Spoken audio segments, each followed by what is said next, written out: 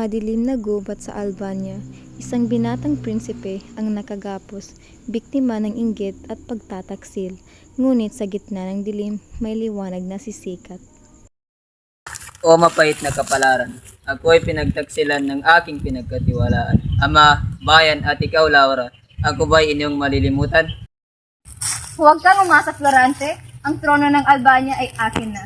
Sa iyong pagdurusa, ako'y magtatagumpay. Adolfo, ang iyong puso ay nilamon ng kasakiman. Ang tunay na hari ay hindi nabubuhay sa kasinungalingan. At nakita ni Florida at Aladdin si Florante na nakatali ang kanyang kamay sa puno. Ano ang aking nasasaksiyan? Isang taong sugatan at nakatali. Kahit ako'y mula sa ibang lupain, ang puso ko'y hindi bato. Aladdin, tulungan natin siya. Ang kabutihan ay walang pinipiling lahi.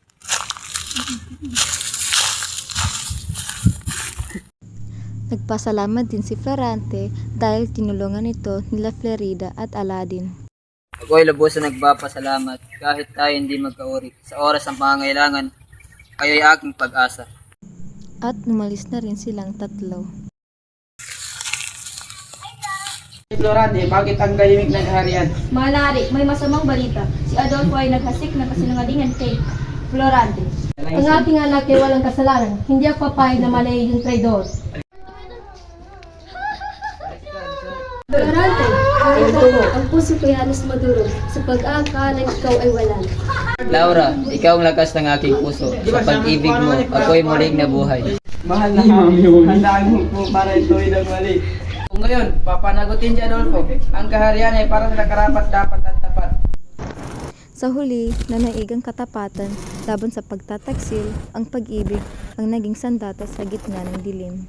O mapait. Isang taong sugatan at nakatali.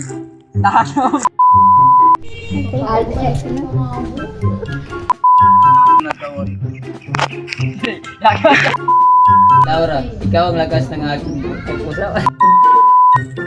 Ako'y lubos na nagpapasalamat.